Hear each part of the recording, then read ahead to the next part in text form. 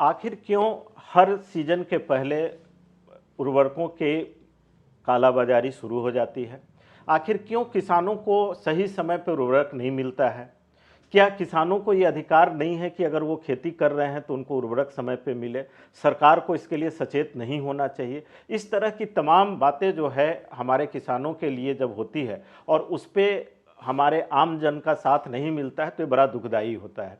हम इस पर आज चर्चा करेंगे कि इसमें क्या तथ्य है, क्यों विलंब होता है, विलंब जानबूझकर किया जाता है या और कोई कारण है, और अभी जो वर्तमान परिस्थिति है जिसमें कि हम वैश्विक संकट का जो दौर है उसमें उर्वरकों के लिए क्या रहेगा, इन सारे विषय पे हम चाहते हैं कि चर्चा करें। और इसमें हमारे साथ जुड़ेंगे सुधाकर सिंह जो कि एमपी हैं बक्सर से, लेकिन उससे ज़्यादा महत्वपूर्ण है कि भारत सरकार की जो स्टैंडिंग कमेटी है जिसमें लोकसभा के सदस्यों के और राज्यसभा के सदस्यों को मिलाकर स्टैंडिंग कमेटी बनाई जाती है, उसके आप सदस्य हैं, जिसमें कृषि, पशुपालन, सहकारिता और खाद्य प्रसंस्करण जो मूल रूप से किसानों से जुड़ा हुआ है उसमें। तो सर आपका स्वागत है। सबसे पहले आज हम जो चर्चा करना चाह रहे हैं उसमें मुख्य मुद्दा है कि हर बार जब सीजन आता है, खरीफ हो या रबी हो, तो हमारे बाजार से उर्वरक गायब हो जाता है। तो ये कारण क्या लगता है? मतलब आप तो चूंकि इसको नज़दीक से देखे हैं, तो आपकी नज़र में क्या कारण लगता है? देखिए, इस सवाल का जवाब दो हिस्से में दूंगा। एक तो परंपरागत रूप से जो बिहार में फर्टिलाइज़र का संकट रहा है उसके संदर्भ में एक मेरा जवाब होगा, और एक वर्तमान जो वैश्विक समस्या है उसके संदर्भ में भी एक जवाब होगा। हम पहले बात कर लेते हैं परंपरागत समस्या। फर्टिलाइज़र का जो ज़रूरत होता है खेती में, दो सीजन मुख्य रूप से होता है, एक खरीफ और एक रबी का। खरीफ 3 महीने का, रबी 2 महीने का, ये मुख्य सीजन है 5 महीने। लेकिन जो फर्टिलाइज़र की सप्लाई है वो 12 महीने होते हैं, क्योंकि जो फैक्ट्री है जहाँ से फर्टिलाइज़र बनता है वो 12 महीने चलती हैं। तो 12 महीना जब चलता है, इस 5 महीने का जो रिक्वायरमेंट है वो आता है 12 महीने के भीतर। लेकिन बिहार में क्या हुआ है, लंबे समय से जो फर्टिलाइज़र माफियाओं के चंगुल में बिहार रहा है। यहाँ प्री पोजिशनिंग के लिए बिहार सरकार ने कभी काम नहीं किया। जिस महीने में खपत नहीं है उस महीने का जो सप्लाई के जरिए फर्टिलाइज़र आया उसको प्री पोजिशनिंग करना चाहिए सरकार को, वेयर हाउस में उसको लॉक कर देना चाहिए, बंद कर देना चाहिए, क्योंकि वो सब्सिडाइज्ड आइटम है। तब क्या होता है, जब इंटरवेंशन स्टेट का नहीं होता तो जो कंपनियां हैं भारत सरकार की या प्राइवेट कंपनियां, वो अपने कैश फ्लो बढ़ाने के लिए बाजार में पुश करती हैं रिटेलर को, डीलर को कि इसको ले जाओ ले जाओ। वो डीलर और रिटेलर उसको होल्डिंग्स करते हैं, और जब भी होल्डिंग्स होंगे ऑब्वियस इसका उस पर जो इंटरेस्ट का बर्डन होगा और वेयर हाउस का रेंट का बर्डन होगा वो जोड़ देगा, और जोड़ करके उसमें मुनाफाखोरी अलग से जोड़ देगा। तो क्या होता है कि फर्टिलाइज़र 100 से 150 रुपया बैग का दाम बढ़ जाता है। एक परंपरागत बिहार के लिए चुनौती है। लेकिन इसमें सर एक चीज़ तो और होता है कि जैसे कि हम तो जिलावार अलॉटमेंट करते हैं, तो जिस जिले में जिस फसल के हिसाब से उसका भी, चूँकि आप बिहार सरकार में कृषि मंत्री भी रहे, उस दौरान भी आपने इसको देखा होगा, तो क्या ये जिले के हिसाब से अलॉटमेंट के अनुसार फर्टिलाइज़र वहाँ पहुँचता है या उसमें भी कोई हेरा फेरी है? उसमें भी हेरा फेरी है। अलॉटमेंट होता है प्रॉपर, बजट जो बनता है फर्टिलाइज़र का वो बनता है प्रति हेक्टेयर फसल के आधार पे। मक्का लगाना है, चावल लगाना है, गेहूं लगाना है, जो उसका एक एस्टीमेट आता है जिला स्तर से कि इतना हेक्टेयर हमारे यहाँ ये फसल लगेगी, और उसका कंपोजिशन के हिसाब से उसको एक। लेकिन जब सप्लाई में जाता है तो अब माफिया सक्रिय हो जाते हैं। वो माफिया कौन है? नेपाल और बांग्लादेश में फर्टिलाइज़र सब्सिडी नहीं है। अच्छा, तो वहाँ पे जो फर्टिलाइज़र है जो भारत में 250 रुपये का बैग है या 266 रुपये का बैग, वो जाकर के 2600 रुपये का बैग हो जाता है नेपाल में, 10 टाइम्स। तो इसलिए क्या नेपाल से जुड़े हुए जिलों का आवंटन बढ़ा दिया जाता है? आवंटन बढ़ा दिया जाता है। अगर शॉर्ट सप्लाई हुआ तो प्रोपोर्शनेट शॉर्ट नहीं किया जाता, उसको पहले पूरा किया, पहले पूरा मोर देन 100% सेचुरेट कर दिया जाता है। सेचुरेशन से भी ऊपर कभी कभी 110% भी दिया जाएगा। ऐसा आपने देखा है? हम अपने फाइल के नोटिस में मैंने लिया था इसको कि मधेपुरा में, सीतामढ़ी में, रक्सौल में मोतिहारी में जब फर्टिलाइजर का सप्लाई 30% कम था तो प्रोपोर्शनेट 30% कटौती होना चाहिए था, लेकिन नहीं, उसको 110% उसको कर दिया लोगों ने। और बाकी जैसे जो फसल जहाँ अच्छा होता है शाहाबाद में या सोन के किनारे, वो मगध का क्षेत्र हो या शाहाबाद का, यहाँ 50-55% सप्लाई था और एवरेज 70% सप्लाई हुआ था। तो ये इस तरीके का जो माफिया लोग हैं वो, और जब मैंने इसको चेंज किया रोस्टर को, तो आश्चर्यजनक था कि क्रिप्को का सीएमडी, इफ्को का सीएमडी, एनएफएल का सीएमडी, कई कंपनियों के सीएमडी जो वरिष्ठ आईएएस अधिकारी होते हैं, चीफ सेक्रेटरी से के रैंक से ऊपर होते हैं, वो आकर पटना डेरा डाल दिए कि ये कौन ऐसा आदमी मंत्री हो गया जो अपने से डिसाइड कर रहा है कि फर्टिलाइजर का कहाँ जाना चाहिए और नहीं जाना चाहिए। ये तो कोऑपरेटिव की सारी संस्थाएं हैं, भारत सरकार का इसमें भूमिका होती है, तो उनके सीएमडी भी क्या इस लेवल पे इन्वॉल्व होते हैं? आप तो जानते हैं इफ्को की अवस्थी, वो रिटायर ही नहीं हुए।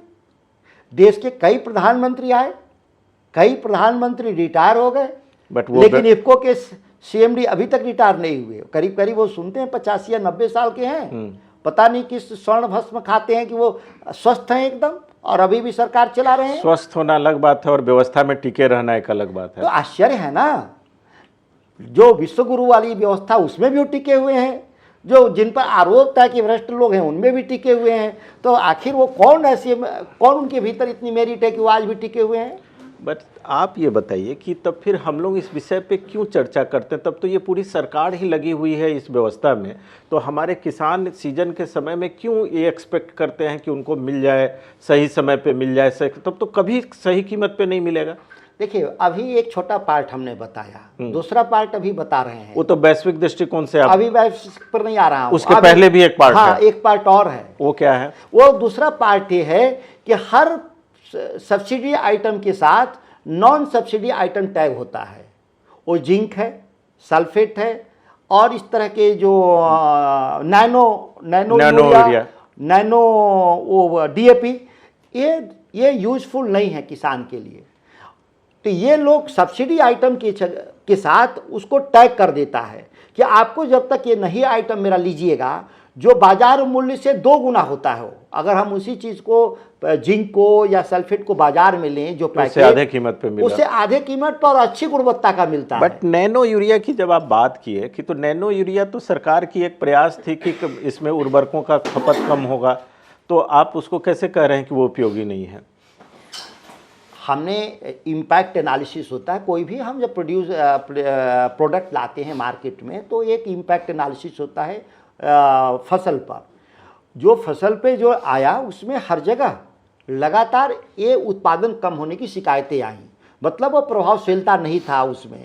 और दूसरा था कि उसकी अगर हम लागत को देखें तो उसके परचेज तो बैग के बराबर ही आता है, सरकार को बचत जो हो जाए, लेकिन उसके जो छिड़काव में बहुत अतिरिक्त श्रम करना पड़ता है और बहुत उसमें ह्यूज मैन पावर डिप्लॉयमेंट होता है। तो इसका भी खामियाजा किसान को भोगना पड़ा। और जो फसल पे छिड़काव हुआ वो नैनो पार्टिकल्स या यूरिया, उसका इम्पैक्ट भी नहीं आता फसल में, उसका उत्पादन भी घट जाता है। पंजाब एग्रीकल्चर यूनिवर्सिटी ने इस पर एक रिपोर्ट भी दिया है कि पैडी में लगभग 26% और वीट में 19, मतलब कुछ ऐसा एक आंकड़ा उन्होंने ट्रायल करके बताया कि इसका उत्पादन घटा है। तो ये सत्य है। तो लेकिन अब एक बात बताएं, क्या ये पहले से बगैर किसी ट्रायल का उतार दिया गया बाजार में? अभी देश में कृषि रिसर्च में जितनी धोखाधड़ी है दुनिया में कहीं नहीं है, भारत के भीतर। मैं एक हिस्सा आपको इस पर बता दूं, दूसरा हिस्सा बाद में बताएंगे। आज देश में कृषि रिसर्च कुछ नहीं होता। हमारे रिसर्च इंस्टीट्यूट मल्टीनेशनल जो रिसर्च इंस्टीट्यूट हैं, या उनको हम बोलते हैं साम्राज्यवादी ताकतों के द्वारा जो डेवलपिंग कंट्री, विकासशील देशों को कैप्चर करने के लिए कृषि को, जिन कंपनियों को, जायंट कंपनियों को बनाया है, वो कंपनियों को भारत में रबर स्टाम्प आईसीआर है। और उनकी टेक्नोलॉजी होती है, उनका रिसर्च होता है। भारत सरकार से एक ज्वाइंट ऑपरेशन में आईसीआर के साथ वो आते हैं, हमारा आईसीआर उस पर मुहर लगाता है कि आपकी टेक्नोलॉजी सही है, और उसी को फिर हम लोग दे देते हैं और बाकी एक्सटेंशन में चला जाता है। एक्सटेंशन में भी गवर्नमेंट के जरिए नहीं, स्टेट यूनिवर्सिटी हैं KVK हैं, ICR उसके जरिए नहीं, प्राइवेट कंपनियां शायद सीधे जाती है, एक्टिवेट होती हैं और वो 10 गुना 12 गुना दाम पर उस समान चीज़ को भेजती हैं। आप बीज में देख लें, मक्का का बीज 700 रुपया केजी, 25 रुपया केजी का मक्का, वो 700 रुपया केजी का बीज कैसे देश में बिक रहा है? आप सरसों 60 रुपया किलो बिकने वाला, 65 रुपया किलो बिकने वाला सरसों, उसका 1100 रुपया बीज का कैसे दाम हो गया? आप एक आता है, लोग शहरों में आजकल खाते हैं ताइवानी, उसको बोलते हैं अमरूद, नहीं ताइवानी अमरूद नहीं, ये तरबूज टाइप होता है, बाजार में मिलता है, उसका सीड 3 लाख रुपया किलो तो से बेचा गया, चांदी से भी महंगा सीड 3 लाख रुपया केजी। पार्लियामेंट में डिस्कशन में आया, हम लोग तो हतप्रभ रह गए। उत्तर प्रदेश के कुछ इलाके में, जो अकबरपुर का इलाका, वहाँ पे इस तरह की इसकी खेती होती है। इस तरीके से भारत के भीतर हमारी जो संप्रभुता थी, बीज संप्रभुता, जो बायोडाइवर्सिटी थी, जिसके बदौलत हमारी दुनिया में पहचान थी, जहाँ मसाला से लेकर के हम विविध फसलों को हम दुनिया के बाजार तक हमारी पहुँच थी, आज हमारा ख़त्म हो रहा है हमारी संप्रभुता। और तेज़ी से विदेशी कंपनियां हमारे सभी चीज़ों को पेटेंट हासिल कर करके, बीज स्वायत्तता को समाप्त करके हमको गुलाम बना रही हैं और बाजार पे नियंत्रण सरकार का ख़त्म हो चुका है। हमारे पास न पेस्टिसाइड बिल है, न हमारे पास पेस्टिसाइड कानून है, न हमारे पास बीज कानून है, न हमारे पास इस तरह के कोई कानून है जो किसानों के हितों की रक्षा कर सके, सिवा कारपोरेट का। इसमें अभी ये चूँकि विषय बहुत लंबा चौड़ा है और आपका अनुभव भी इसमें बहुत लंबा चौड़ा है, मैं चाह रहा था कि फर्टिलाइज़र में क्या उम्मीद करें कि किसान हमारे जो इस कार्यक्रम को देखें वो ये मान लें कि ये नियति है कि उनको ब्लैक में ही खरीदना होगा, या आपको कोई सुधार लगता है? इस बार की समस्या वो नहीं है। अभी तक तो किसान की नियति थी कि ब्लैक में खरीद करके भी 100-200 रुपया उसको चल जाता था काम, किसान उसको थोड़ा बर्दाश्त कर लेता था कि चलो खेती करने का दंड सह लेते हैं, वो दंड के रूप में खेती करता है, क्योंकि स्वयं की भी भूख है, पेट की, स्वयं की भी रोजगार भी है, आजीविका भी है, इसीलिए सोचता है दंड ही सह लो, नहीं करेंगे तो दूसरा कौन काम करेंगे देश में? कोई काम मिलता भी नहीं है आज लोगों को। सबसे बड़ी चुनौती है कि वैश्विक आपूर्ति में परेशानी पैदा हुआ है। ईरान इजराइल युद्ध के चलते जो सप्लाई चेन हमारा, लॉजिस्टिक चेन हमारा डिस्ट्रॉय हो गया है, टूट गया। और जहाँ से हम, ईरान से भी हमको आता था, हमको रूस से आता था, उन इलाकों में अमेरिका ऑलरेडी प्रतिबंध लगा रखा है, सैंक्शन लगा दिया है कि अगर वहाँ से कोई भी चीज़ आप लाते हैं भारत के भीतर तो हम आप पर तारीफ का एक बोझ लाद देंगे, अतिरिक्त बोझ लाद देंगे, जिसके चलते हम वहाँ से ला नहीं सकते। यूक्रेन और रसिया युद्ध के चलते भी उस इलाके से रूस आता है, वहाँ से भी, तो पूरा सप्लाई चेन में शॉर्टफॉल है। और ये शॉर्टफॉल है 40% का। 40% का शॉर्टफॉल अगर हम देखें तो सिस्टम में इम्पैक्ट आएगा 10 से 15% केवल इस साल मतलब धान की खेती में, क्योंकि कुछ थोड़ा सा बफर हमारे पास है। बफर मतलब केवल सरकार के पास ही नहीं, कंपनियों के पास ही नहीं, किसान तक नीचे 1 बोरा 2 बोरा रखता है किसान इमरजेंसी के लिए। लेकिन आने वाली चुनौती इससे बड़ी है, गेहूं वाली। जो दिसंबर में गेहूं की खेती होगी वो चैलेंज होगा, तब हमारे पास फर्टिलाइजर नहीं के बराबर होगा और तब हमारी परेशानी बहुत बड़ी स्तर पे होगी। और हमारे पास कोई सेकेंडरी मेथोडोलॉजी नहीं है। ध्यान दिया जाए, हम चीपर प्रोटीन सप्लाई कर रहे थे टेक्निकल यूरिया के जरिए, नाइट्रोजन के जरिए, ये भी ध्यान दीजिएगा।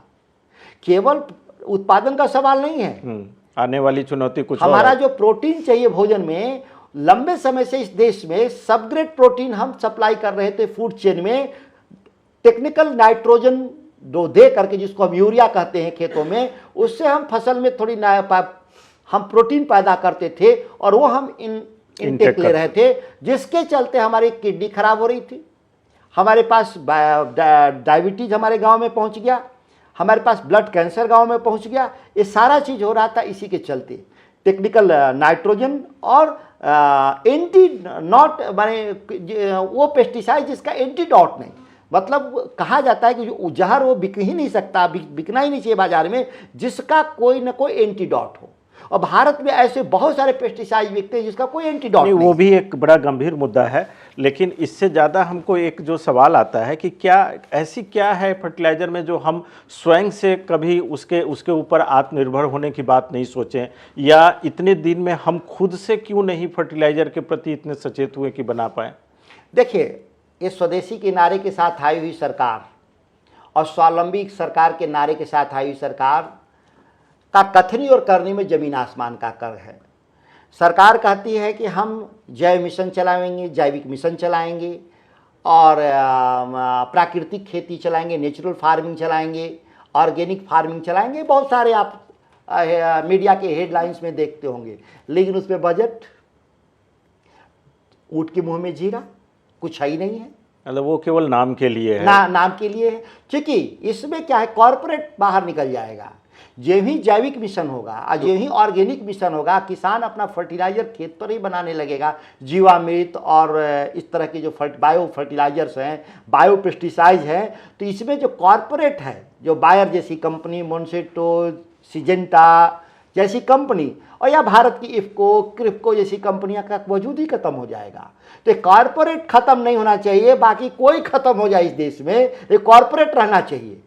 कृषि उनके लिए अंतिम युद्ध स्थल है, कॉर्पोरेट के लिए। और आपने देखा होगा अमेरिकी ट्रेड डील में, भारत अमेरिकी ट्रेड डील में कृषि ही सबसे सर्वोपरि है, जहाँ से कि विवाद का मसला फंसा हुआ है और किसानों का संघर्ष है कि हम कृषि क्षेत्र को भारत का नहीं खोलेंगे। कृषि क्षेत्र केवल उत्पादन के लिए नहीं, केवल मार्केटिंग के लिए नहीं, हमारे उसके जो इनपुट है उसके लिए भी दबाव है उनका, कि कैसे हम भारत के भीतर उनका सीड खरीदें, कैसे उनका पेस्टिसाइड खरीदें, जो भारत में कुछ रुका हुआ है।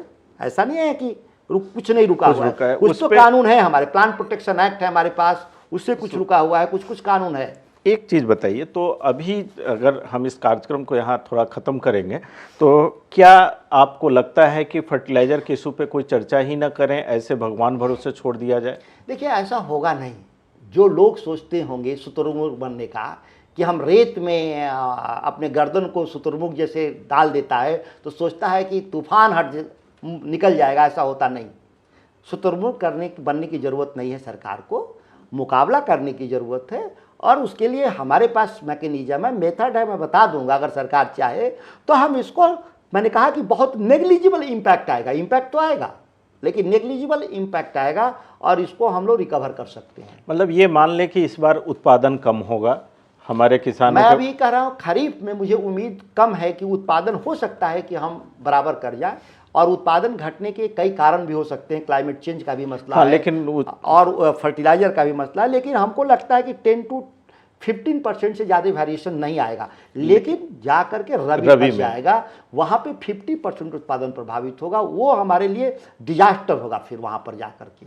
इसीलिए ये संकट केवल 3-4 महीना हम मैनेज कर सकते हैं। हम आर्टिफिशियल मैकेनिज्म के जरिए थोड़ा सा हम लोग मैनेज करें, तो आर्टिफिशियल मैकेनिज्म के जरिए हम इसको 3-4 महीने तक इस प्रॉब्लम को थोड़ा आगे बढ़ा सकते हैं। अगर ईरान इजराइल का युद्ध का मसला 3-4 महीने में नहीं सुलझेगा तो भारत ही नहीं, दुनिया के गरीब देशों के लिए डिजास्टर साबित होगा, और इतनी भयानक महंगाई होगी कि लोग खाने बिना मौत होगी दुनिया में। फिर खबरें आएंगी जैसे 66 में हुआ था कि भूख से मौत हुई थी 85 तक, कालाहांडी के इलाके में, उड़ीसा से खबर आई थी, भूख से मौत हुई थी भारत के भीतर। तभी तो हम फूड सिक्योरिटी स्टार्ट किए थे, तभी तो हम फ्री अनाज देना शुरू किए थे सस्ते दर पे। फ्री तो अभी शुरू हुआ है। तो ये परिस्थिति आएगी, अगर हम अभी नहीं सजग होंगे तो अभी अगर उसके लिए प्लान नहीं करें। हाँ, अभी जो आज की ये चर्चा थी मुख्य रूप से जो हमारे फर्टिलाइज़र की जो चुनौती है वर्तमान में और आने वाले समय में क्या इम्पैक्ट होगा, उसके अलावा बहुत सारे गंभीर मुद्दे सुधाकर जी ने उठाया। हम इस पे कई समय कई सारे कार्यक्रमों के माध्यम से जुड़ेंगे। आज के लिए बस इतना ही। आप देख रहे थे आपका यूट्यूब चैनल कृषि का, और मैं राकेश के कश्यप।